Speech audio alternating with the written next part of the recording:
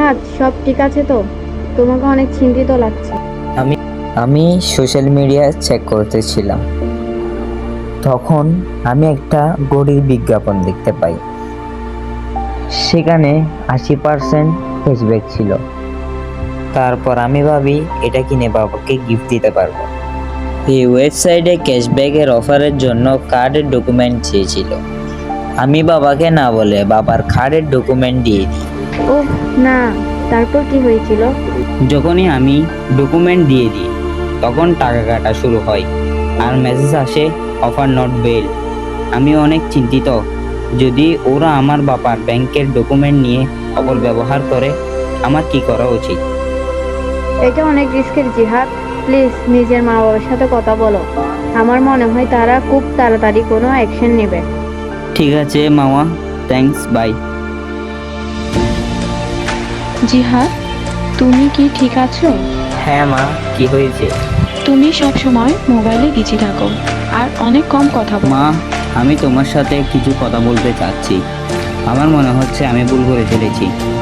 কি হয়েছে জিহাদ? আমি বাবার বার্থডেতে সারপ্রাইজ গিফট দেওয়ার জন্য অনলাইনে একটি ঘড়ি কেনার চেষ্টা করতেছিলাম।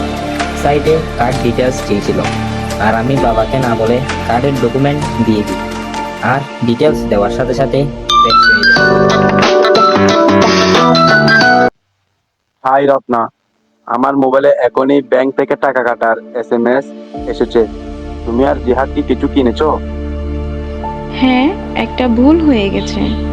আমি আর জিহাদ এটা নিয়ে কথা বলতেছিলাম। এটা নিয়ে ব্যাংকে কথা বলা উচিত। ও অনেক চিন্তিত। ঠিক আছে, আমি এখন ঘরে আসছি।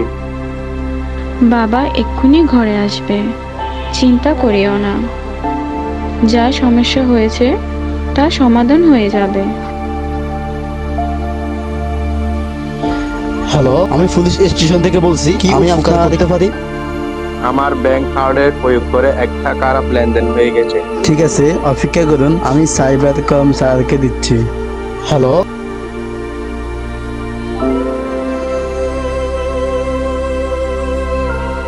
আমি সব বুঝতেছি। আপনার কাছে কি কোনো বিজ্ঞাপন বা ওয়েবসাইট স্ক্রিনশট আছে? যদি থাকে সেটা আমাদের কাছে শেয়ার করুন। যদি অনলাইনে কেউ আপনাকে ট্রেড বা ভুল অফার পাঠায় তাহলে পুলিশের কাছে শেয়ার করুন। স্যার, আপনাকে রেসপন্স করার জন্য ধন্যবাদ। আপনি চিন্তা করবেন না, আমরা সঠিক ব্যবস্থা নেব। আম্মু, আব্বু, আমাকে মাফ করে দাও। আমি আপনার বার্থডেতে গিফট দিয়ে খুশি করতে চেয়েছিলাম। ওহ, আমার ভালো ছেলে জিহাদ, আমি বুঝতে পারছি, কিন্তু তোমাকে আরো সতর্ক হতে হবে। জিহাদ, তোমার থেকে অনলাইনের গতিবিধি চেক করা উচিত। অনলাইন মানসিক ও শারীরিক ক্ষতি বেশি করে। হ্যাঁ মা, ঠিক আছে। আমি অনুভব করেছি মোবাইল বা মোবাইলের মতো ডিজিটাল ডিভাইসগুলো আমাদের অনেক সময় ক্ষতি করে। আজকে থেকে আমি আর মোবাইল ব্যবহার করব না।